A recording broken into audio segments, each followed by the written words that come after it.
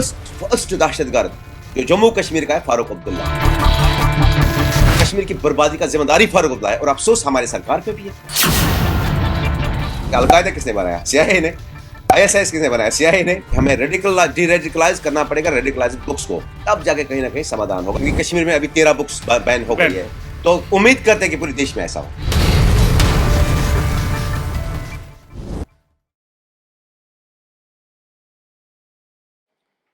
नमस्कार, मैं पंकज प्रसून।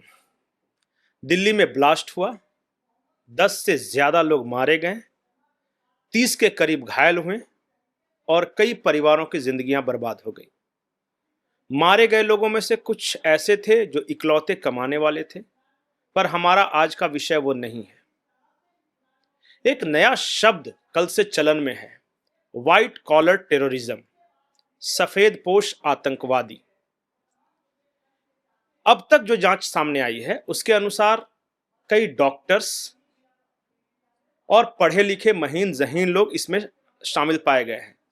जैसे डॉक्टर आदिल राथर, वो खुद डॉक्टर थे। मुजम्मिल हसन, एक महिला हैं जो लेडी डॉक्टर हैं, वो इसमें इन्वॉल्व है।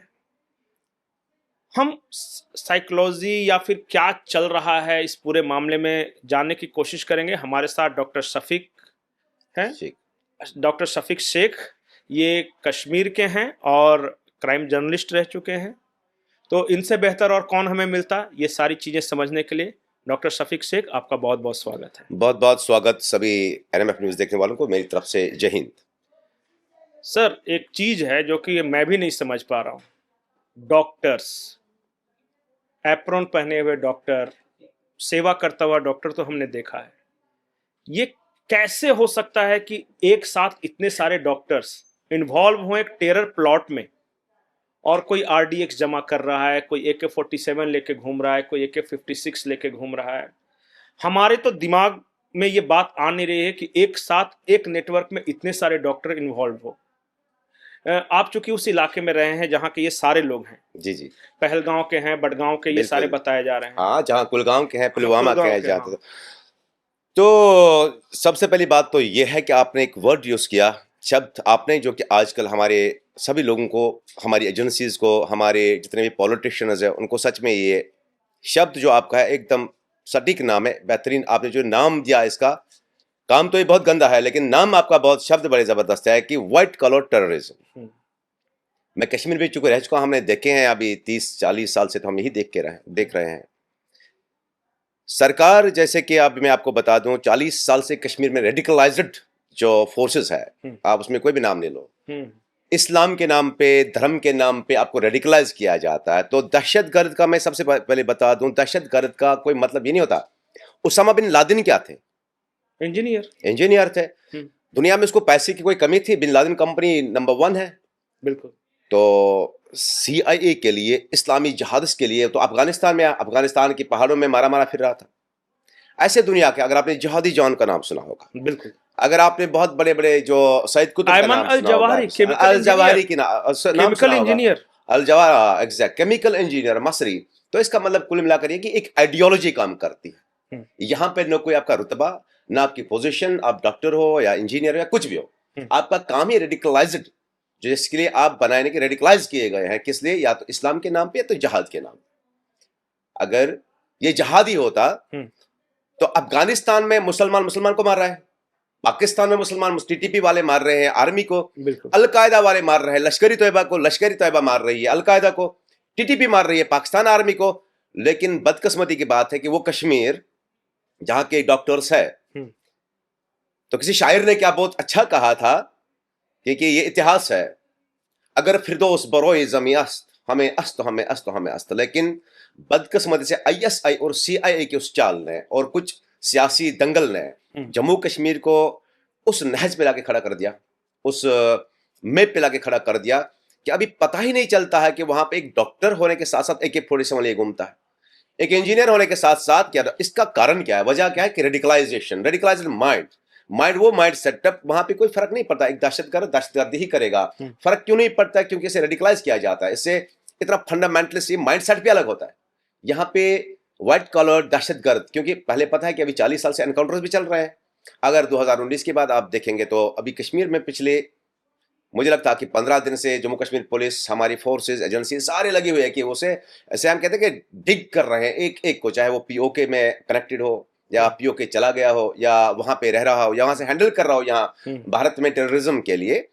ऑलमोस्ट मुझे लगता है कि 2-3 हजार लोग और उनके घर जितने भी हैं, बिल्कुल ऑलमोस्ट जम्मू कश्मीर पुलिस ने वहां पे वो उनके मकान भी सीज किए, उनकी जो प्रॉपर्टी जो उन्होंने टेरर मॉड्यूल पे, या उसे आप एक्सटॉर्शन भी कह सकते हैं कि वो एक्सटॉर्शन थे ही ऑलरेडी, तो बंद किया। तो इसी का ये परिणाम आया है कि बागे बागे बागे अभी एक मिलिटेंट सेटअप, एक दहशतगर्द सेटअप क्या है, एक टेररिस्ट सेटअप क्या है, आप पे कोई शक ना करे। अगर आप एक अच्छे डॉक्टर हो, समाज के अच्छे इंसान हो, लेकिन देखिए पहले जमाने में एक अनपढ़ आदमी गन उठाता था तो कहीं पे भी फायर करता, पता था वो फलाने का वो बेटा, इसका बेटा, उसका बेटा बंदूक लेने गया है, पाकिस्तान चला गया है, पाकिस्तान से बंदूक लाया है, पीओके में ट्रेनिंग की है, तो ये एक मिलिटेंट है। आप नाम जिसका भी ले लीजिएगा जम्मू कश्मीर में, तो ओपन नाम थे, कोई सोशल मीडिया आपने देखा होगा तो सारे नाम ओपन थे। तो अभी मॉड्यूल नया आ गया। अगर आप एक बेस्ट डॉक्टर है तो ये बदकिस्मती की बात है कि अगर मैं, आप मान लीजिए कि मैं हूं, अगर मैं आप एक जर्नलिस्ट कश्मीर में काम कर रहे हैं, हाँ कश्मीर में काम किया, 10 साल से 12 साल से काम करे, जर्नलिस्ट है, आप मुझे एक बात बता दीजिए, तो फर्टिलिटी बदनाम से बदनाम होती जा रही है। यानी कि जो रेडिकलाइज्ड ये डॉक्टर्स हो या इंजीनियर्स हो या कोई भी हो, ये एक माइंड सेटअप, दहशतगर्दी सिर्फ एक माइंड सेटअप है जो कि जम्मू कश्मीर से जुड़ा हुआ है, ये तो इसमें कोई शक नहीं है। पाकिस्तान आईएसआई को प्लान तो करना ही ना कोई। आप मुझे बता दीजिए आईएसआई वाले कौन है? टॉप लोग, मतलब पढ़े लिखे हैं, वो तो बहुत पढ़े लिखे हैं। सीआईए वाले कौन है? पढ़े लिखे हैं, बहुत टॉप पढ़े लिखे हैं। और जम्मू कश्मीर के वो सियासतदान जिन्होंने जम्मू कश्मीर में इस सियासत को लाया, मतलब पॉलिटिकली अपने पॉलिटिकल मस्कुलर पावर बनाने के लिए। तो मैं रजीम का नाम भी ले लूंगा, फारूक अब्दुल्ला रजीम अल फतह के चीफ थे, जैसे मैंने पहले भी बोला है। बिल्कुल। तो वो पॉलिटिकल मस्कुलर पावर बनाए रखने के लिए उसे कोई फर्क नहीं पड़ता आपका बेटा डॉक्टर या इंजीनियर के, उसे कहीं पे भी रेडिकलाइज करके, मतलब उन दरसगाहों में जो कि एक अलग सेटअप है, माइंड सेटअप है। आपको लगता है कि जैसे मैं आपको बता दूं, आप अगर सईद कुतुब की किताबें आप पढ़ोगे, अगर आप वहाबिज्म में जाओगे, अगर आप दहशतगर्द माइंड सेटअप में जाओगे, उससे कोई फर्क नहीं। वरना अगर इंसान होता, ये डॉक्टर होता या डॉक्टर होते, ये सब जितने भी पकड़े गए हैं, तो आपके सामने ये कोई डकी छुपी बात तो है नहीं है। मुझे बताइए, एक ऐसा पेशा जिसे खुदा के बाद खुदा माना जाता है और यही मौत का सौदा लिए फिरते थे, आप डॉक्टर कैसे मानेंगे? इसका मतलब he was already ready, he was before, इससे पहले ही रेडिकलाइज किया गया था, उसके बाद डॉक्टर बनाया गया। ठीक है, आप अभी साइलेंट सेल में रहो जब आप, क्योंकि उन्हें पढ़े लिखे लोग ही अभी चाहिए, क्योंकि अभी जमाना हाईटेक है। इससे पहले आपके पास इंटरनेट नहीं था, आपके पास इससे पहले वो साधन नहीं थे, वो सिस्टम नहीं था, सारा सिस्टम। लेकिन आज पढ़े लिखे लोगों की इन्हें जरूरत, दहशतगर्दों को जरूरत है उस सब पढ़े लिखे लोगों की। एक शब्द बार बार आ रहा है, अल फतह यूनिवर्सिटी, ये है क्या चीज भाई? यहाँ के लोगों के लिए ये नई चीज है, मतलब पहली बार सुन रहे होंगे। बिल्कुल बिल्कुल। अल फतह वॉज, जैसे आपने पॉलिटिकल मफ सुना होगा, मुत्तहिदा महाज फ्रंट जो जम्मू कश्मीर में। अच्छा। फारूक अब्दुल्ला जो हमारे सीएम, जिनके खानदान ने वहां अभी 40 साल से शुरुआत की, he was the first man जिन्होंने शेख अब्दुल्ला के बाद वो पाकिस्तान चले गए, खुद ट्रेनिंग की। 4-5 लोग थे वो जो बड़े बड़े, शेख अब्दुल्ला के बेटे फारूक अब्दुल्ला जो आजकल वहां के सीएम एमपी है, ये पाकिस्तान का फर्स्ट दहशतगर्द जो जम्मू कश्मीर का है, फारूक अब्दुल्ला। रेडिकलाइज्ड, जो पाकिस्तान चला गया, अल फतह फोर्स के नाम से ट्रेनिंग किया, लेकिन पॉलिटिकल पावर था, बाप वहां का सीएम था, तो पॉलिटिकली वो दिखे नहीं। आज भी देखिए आप वहां कौन लोग बैठे हुए हैं जिनके बाप, जिनके ससुर कोई लिबरेशन फ्रंट का चीफ है, बिल्कुल है ना। सजाद गनी लोन का मैं सीरिया नाम लेगा, सीधी सी बात है, शबनम गनी लोन के भाई का, क्योंकि क्लियर बात है, जहां पे बात करें तो बात करनी ही है। सराय शरीफ किसने जला दिया? उसके बाप वालिद साहब साथ मेजर, जो ना सो कॉल्ड मेजर दहशतगर्द मस्तगुल था, उन्होंने तो जला दिया आस्तान शरीफ को, सराय शरीफ में जला दिया। लेकिन बदकिस्मत ये कि हर एक चीज को सियासत में ना ये कर। लेकिन फारूक अब्दुल्ला की अगर बात कश्मीर की मैं बात करूंगा, तो कश्मीर की बर्बादी का जिम्मेदारी फारूक अब्दुल्ला है, और अफसोस हमारी सरकार पे भी है। 40 साल से उसी के हाथ में सरकार दी जा रही, जो सीआईए का भी एजेंट रहा है, पाकिस्तान से ट्रेनिंग भी करके आया है, और नए नए शोशे जो छोड़ रहा है। अल फतह was the one of the radicalised weaponry first, जो जम्मू कश्मीर में आजादी, सो कॉल्ड आजादी के लिए जिन्होंने हथियार उठाया, दैट वाज अल फतह, and Farooq Abdullah was the chief, मकबूल इलाही के साथ में थे। अच्छा, हाँ एग्जैक्टली। इसमें ये कोई डकी पर ये तो दिल्ली में आके बोलते हैं कि हम मेन स्ट्रीम हैं, और गिलानी है वो ऑफ स्ट्रीम है। नहीं, इनमें तो कोई ऑफ स्ट्रीम ऑन स्ट्रीम नहीं है, ऑन स्ट्रीम ऑफ स्ट्रीम कुछ नहीं है। रेड कॉर्पेट गिलानी के लिए भी बिछाते थे कुछ हमारे सियासतदान, और रेड कॉर्पेट इनके लिए भी बिछता था। लेकिन अगर मारा जाता तो गरीब का बेटा मारा जाता है। ये थे खुद कहाँ पे? अगर 84 के बाद रिगिंग भी किसने की? जो यूसुफ शाह, एलाई सलाहुद्दीन, उसने under constitution of India election भी लड़ा। बिल्कुल। अब गिलानी खुद एमएलए रहा है। अगर वो रेडिकलाइज्ड इतने थे तो इलेक्शन भी लड़ा ना, वो हम एमएलए भी रहे ना, तो रिगिंग हुई 1987 88 की आपको पता ही होगा, हाँ। राजू फारूक एकाड में। बिल्कुल। तो जो कांग्रेस ने तब से किया यहाँ पे और फारूक अब्दुल्ला ने किया, ऑब्वियसली सेम। अब क्या होता है, अगर आपको लगता है, सरकार को लगता है कि पावरफुल मैं, इसके पास वोट है, ये है, ऐसा है, ना, एक पब्लिक मैंडेट है, public mandate muscular power, political muscular power से बनाया जाता है, वरना उससे बहुत ज्यादा काबिल तरीन लोग हैं जो न्यूट्रल है, जो देश के पक्के देश के हैं, लेकिन जो देश के साथ रहना चाहते थे। तो गिलानी विलानी ये सब मिली जुली खेल है, ये all about politics, nothing not more than that. Kashmir को बर्बाद करना, आप 10 दिन 6 महीने, बहुत सारे लीडर्स का 6 महीने आप हड़ताल रखो, 6 महीने आप पाकिस्तान से पैसा लो, CIA से पैसा लो। ये अल फतह यूनिवर्सिटी जो है वो फारूक अब्दुल्ला चलाते हैं। यूनिवर्सिटी नहीं, अल फतह एक तंजीम। अच्छा, तंजीम, एग्जैक्टली, तंजीम आई मीन रिजीम जो थी, जो पहले ये जिन्होंने पहले आवाज अभी ये जो खबर सुन रहे हैं कि दिल्ली ब्लास्ट के जो आरोपी है वो अल फतह यूनिवर्सिटी में काम करते थे, तो डॉक्टर है। अल फतह के बारे में मैं आपको बता दूं, ये इंटरनेशनल में जुड़ी हुई है वहाबिज्म से। अच्छा, अल फलाह ने आपने अल फलाह नाम, Al Falah that is completely Jamaat Islamia, the name of Jamaat Islamia. Al Falah जहां पे भी आप देखोगे वहां पे अल फलाह का नाम जमात इस्लामिया का है। अब जमात इस्लाम में कौन यहाँ पे हजारों जमात इस्लाम के लोग हैं, कुछ एजुकेशन रेवोल्यूशन, कुछ बाकी सारी चीजें। अल फलाह आपने नाम सुना, जहां से ये सारे टेररिस्ट पकड़े गए, या जहां से और भी अभी पकड़ दकड़ या और भी इन्वेस्टिगेशन चल रही है, और भी सामने लोग आएंगे। तो आपका सवाल जो बेसिक था, white collar terrorism, white collar terrorism आज टेररिस्ट्स को और इनके रेजिम्स को वक्त की जरूरत है। दैट्स व्हाई हमारी एजेंसीज को चाहिए, हमारे सारे जितने भी जो भी हम अपने देश के लिए बेस्ट कर सकते हैं, हमें हर एक उस शख्स को स्क्रीन करना चाहिए, चाहे वो डॉक्टर हो या इंजीनियर हो। डेफिनेटली अगर सही है तो सही है। मैं भी आपके पास यूपी में बैठा हूँ, मुझे कोई फर्क नहीं पड़ता, मुझे मतलब आप जानते हैं, दुनिया जानती है, क्योंकि आप वहाँ के IB से, वहाँ के सब। लेकिन आप 6-6 महीने किसी को घर में रखो, उसका कोई वायरबट ना हो, आपको क्या पता एक डॉक्टर होने के साथ साथ वो शायद कहीं उसामा बिन लादेन ना हो, अयमन अल जवाहिरी ना हो, जहादी जॉन ना हो, अल शरा ना हो, ऐसा भी है ना। एक चीज और है, पहली बार मैं देख रहा हूँ कि एक डॉक्टर शाहीन का नाम आया है और एक तंजीम का नाम आया है जमातुल मोमिनात। जी। ये जो खबरें हैं कि डॉक्टर शाहीन जो है वो पाकिस्तान में कोई जमात मोमिनात है, जी, और कोई मोहतरमा थी, उनके साथ ये डायरेक्ट संपर्क में थी। उनका मैं नाम बोल रहा, खालिदा। जी। वो मसूद अजहर के भाई की बीबी है, वो उसके संपर्क में डॉक्टर शाहीन है और ये यहाँ का हेड है। ये सही बात है क्या कि महिलाएं या जो ख्वातीन हैं उनका एक अलग टेरर नेटवर्क बन रहा है, या फिर वो भी इसी तरह रेडिकलाइज हैं? वो क्या बन नहीं रहा है? डॉक्टर शाहीन सिर्फ आपने एक नाम सुना था कि वो यहाँ पे अभी इसलिए सामने आई ताकि उसको पकड़ा गया या वहां से वेपन लिया गया।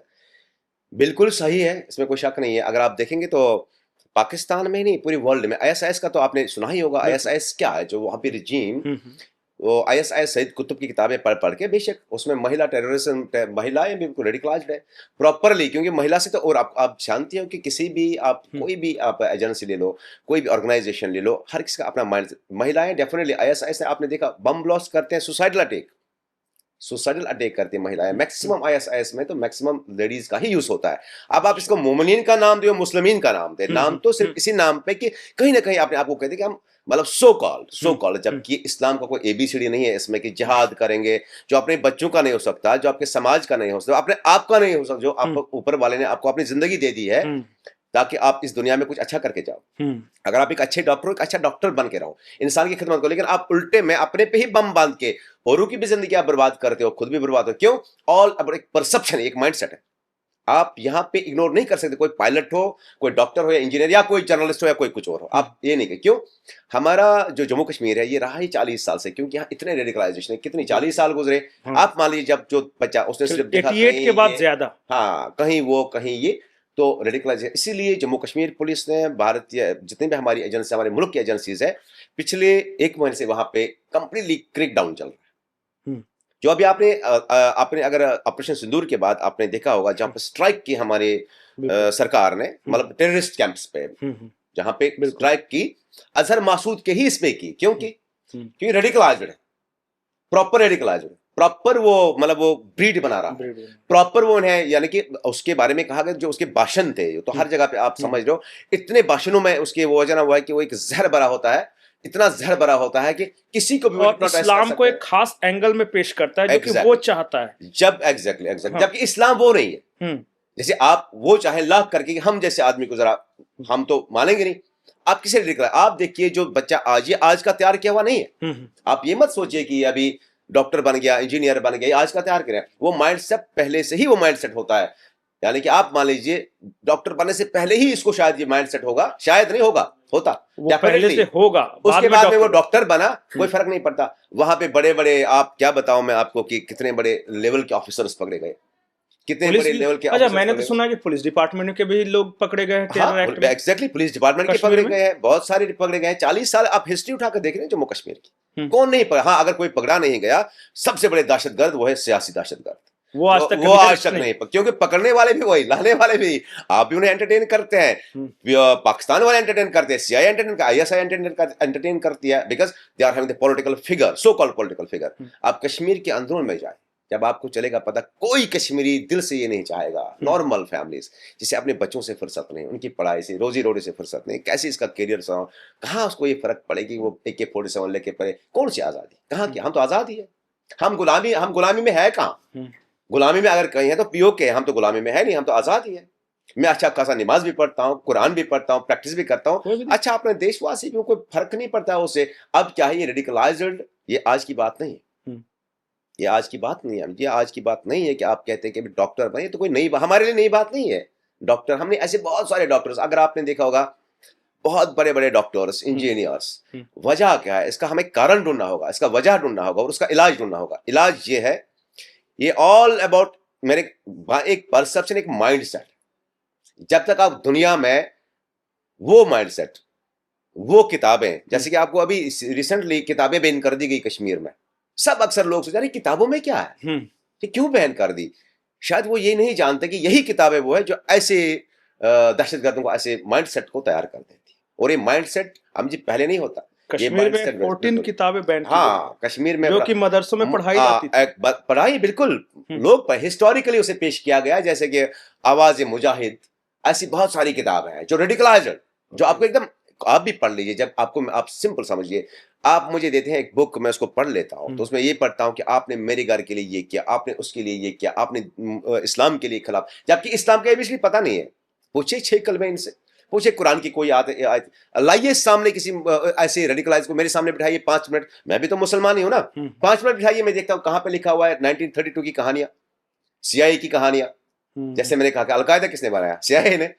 ISIS किसने बनाया, CIA ने। दुनिया के सारे टेररिस्ट ऑर्गेनाइजेशन CIA ने, दुनिया के सारे टेररिस्ट ऑर्गेनाइजेशन CIA ने बनाया। और उन्हीं CIA वालों के साथ, और एक मजे की बात बता दूं, ये शायद आज तक आपको किसी ने बोला नहीं होगा, जो हमारे फारूक अब्दुल्ला साहब है, आपको पता है वो क्या है असल में? लॉरेंस ऑफ अरब का नाम सुना है? Lawrence of Arab, Lawrence of Arab, Lawrence नहीं, ये नहीं सुना होगा। क्या है वो? जब इस्लामी सल्तनत थी, खिलाफत उस्मानिया इसके बोलते थे, खिलाफत जब चल रही थी, and he was the man, निडोज का तो नाम सुना होगा, निडोज जैसे, हु वाज निडो? फारूक अब्दुल्ला उसी खानदान से। आप सर्च करिएगा, उसके बाद में मुझे बता दीजिएगा, और आप शक्ल भी देख लीजिएगा उमर अब्दुल्ला की और लॉरेंस ऑफ अरब की। Lawrence of Arab was one of the MI, आप MI16 आप कर लीजिए, आज इंटेलिजेंस की दुनिया में आप ब्रिटेन, बरतानिया की एजेंसी कर लीजिए। Lawrence of Arab was the man जिसने पूरी खिलाफत उस्मानिया को अकेले में, रिसर्च करिएगा, और ये उन्हीं के खानदान से है। जब उसने इतनी बड़ी सल्तनत रहा, तो हम क्या चीज है, वो आज 40 साल से डा ही रहे हैं यहाँ पे। मैं ये कोई ऑन रिकॉर्ड कह रहा हूँ, आप सर्च कर लीजिए। अगर निडोज और उनका रिश्ता लॉरेंस ऑफ अरब का नहीं निकला, ये आपस में साथ उमर अब्दुल्ला साहब और फारूक साहब नहीं निकले, उन्हीं के खानदान से, उसी माइंडसेट पे, मुझे बता दीजिए। लेकिन हाँ, पॉलिटिकली आप कैमोफ्लेज कर सकते हैं, कोई फर्क हाँ, वो तो फिर भेष बदल देते हैं। तो दहशतगर्दी क्या है? दहशतगर्दी, और जो दहशत फैलाए समाज में, तो उससे बड़ा दहशतगर्द कौन हो सकता है? कौन हो सकता है जो आज तक 10,000 लाशों का जवाब नहीं देता कहाँ की मैंने वो, और बोलेगा मैंने देश हित में की। कमाल की बात है, देश हित में नहीं किया। अरे आप तो खुद टेररिस्ट थे। सजाद गनी लोन मुझे पड़ेगा, मतलब आपको पड़ेगा, किसी और को रेडिकलाइज, ये बोलेगा। और अब्दुल गनी भट्ट साहब मरहूम, वो क्या थे, अलबर्क नाम की तंजीम के चीफ थे। मेजर मस्तगुल के साथ में वहां पे चरारी शरीफ में गला, उन्होंने जला दिए वो। और बहुत आज के सो कॉल्ड बड़े नेता, एक बार सर्च कर लीजिएगा उस पर, कौन कौन नेता गया था जिन्होंने हमारी बड़ी बाबरकत ज़ियारत चरारी शरीफ के नाम से, शेख नूरुद्दीन नूरानी, जो कि कश्मीर के बहुत बड़े आलिम जिसके नाम से जिसे हम जानते हैं, उसके आस्थाने शरीफ को जला दिया। तो दिल्ली ब्लास्ट के बाद मैं एक चीज सोच रहा हूँ कि क्या कश्मीर में या फिर इंडिया में टेररिज्म इज ए बिजनेस कुछ लोगों के लिए? सर, खाली हमारे देश, हम अपने देश को, मैं अपने देश की बात करूंगा, यहाँ ही नहीं, पूरी दुनिया में तो बिजनेस है ही, वेपन वाले कहाँ जाएंगे? हाँ। उनके लिए खेप चाहिए ना, आसार। लेकिन अपने अभी हम अपने देश की बात करते हैं, मोस्ट प्रोबेबली ये बिजनेस ही है, एक पॉलिटिकल बिजनेस। और आर पार में आप अंदर की बातें जितनी हैं, अगर हम उनको आपके सामने, दुनिया के सामने, वो शायद यकीन ना कर पाएंगे। लेकिन हमें पता है, हम 40 साल से देख रहे हैं, बम भी, बारूद भी, गोलियां भी, प्रॉक्सी वॉर भी, सब कुछ हम झेल रहे हैं। It's all about the business now.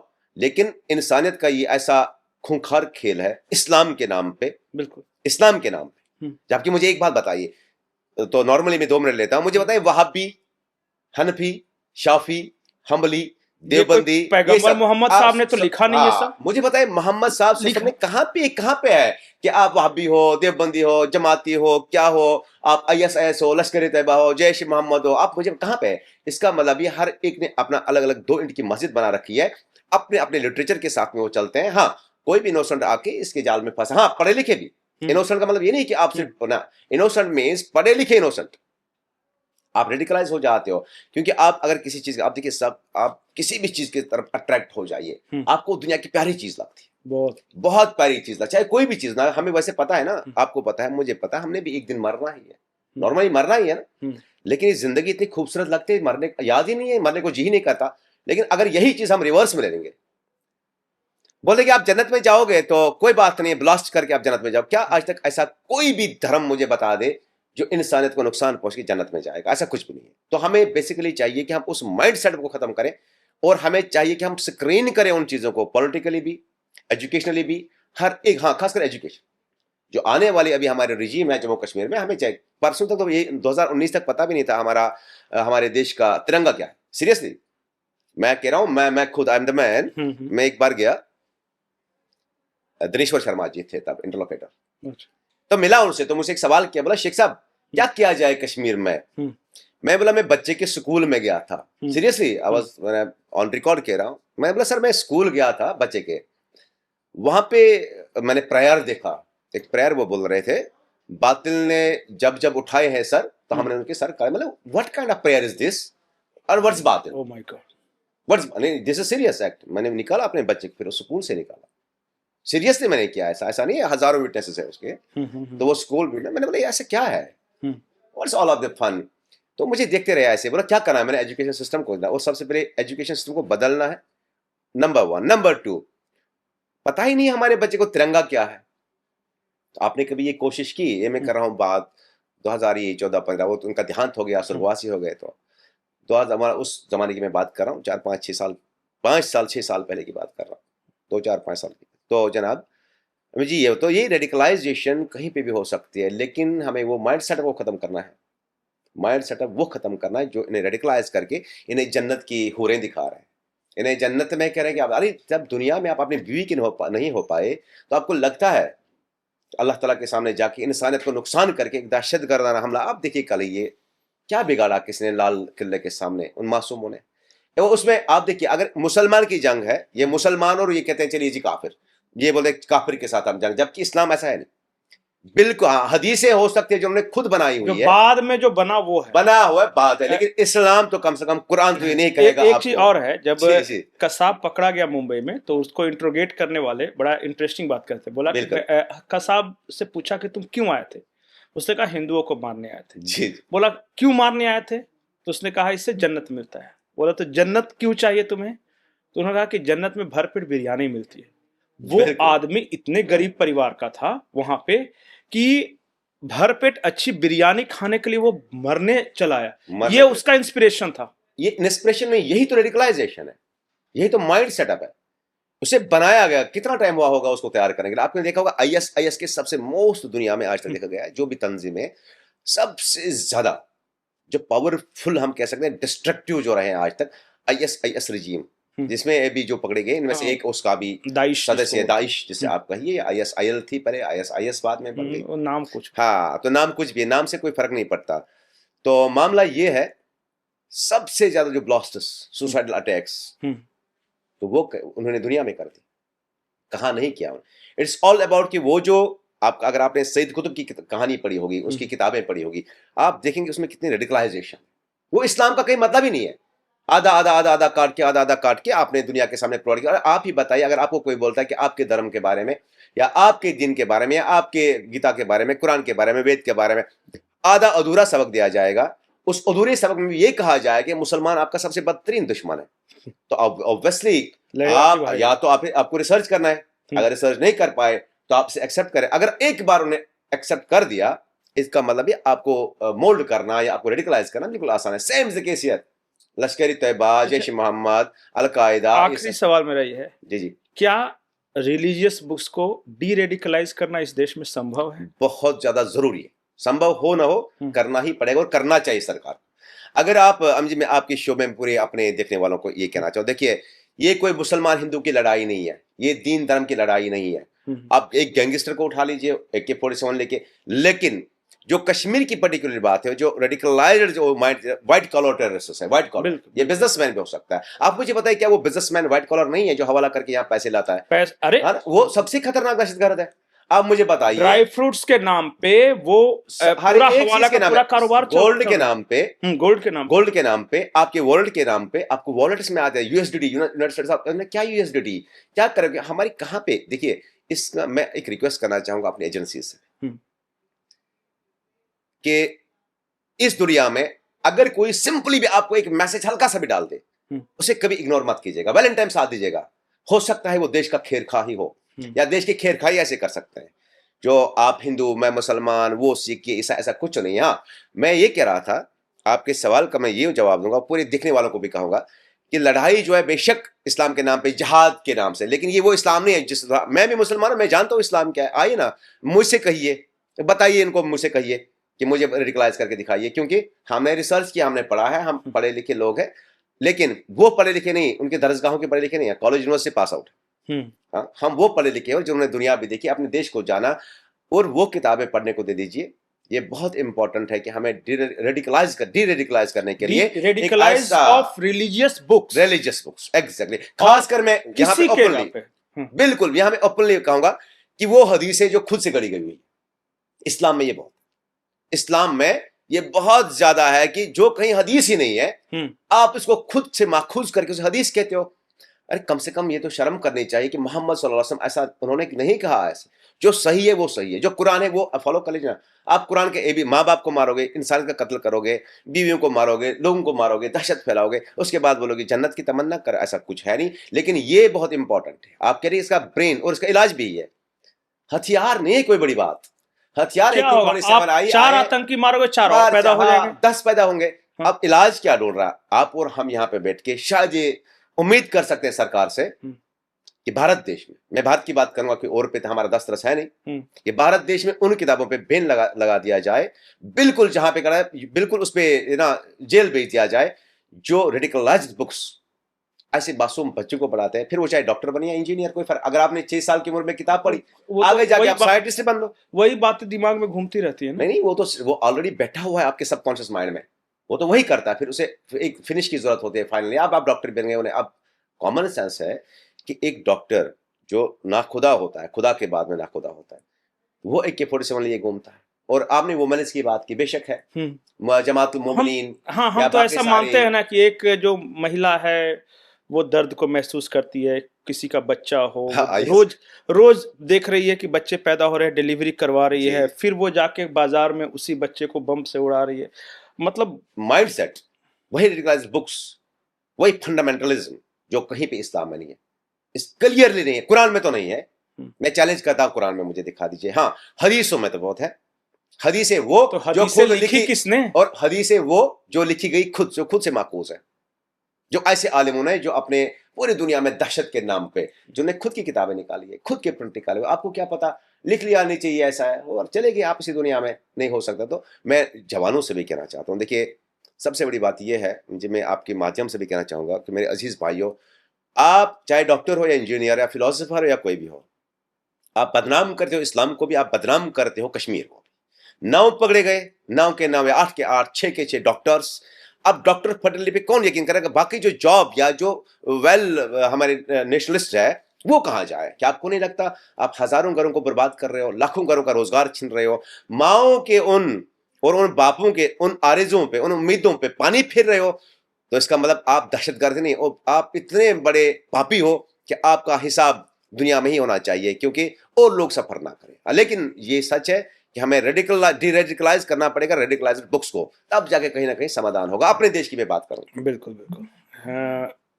Doctor साहब ने कह तो दिया कि रिलीजियस बुक्स को सबसे पहले डी रेडिकलाइज करना होगा, उसमें जो बातें लिखी है या तो उसे हटाइए, या जो किताबें ऑथेंटिक नहीं हो, जिसको किसी ने भी लिख दिया है जिसकी वजह से समाज में दहशतगर्दी फैल रही है, उस पर बैन लगाइए। पर क्या ये अपने देश में संभव है? खास करके इतना पॉलिटिकलाइज्ड पोलराइज्ड सोसाइटी में एक करेगा दूसरा अपोज करेगा, और इसी डर से शायद कोई सरकारें नहीं करती और सब भुगत रहे हैं इसका, मुसलमान भी, हिंदू भी, कश्मीरी भी, गैर कश्मीरी भी, सबका ये हो रहा है। आपकी क्या राय है?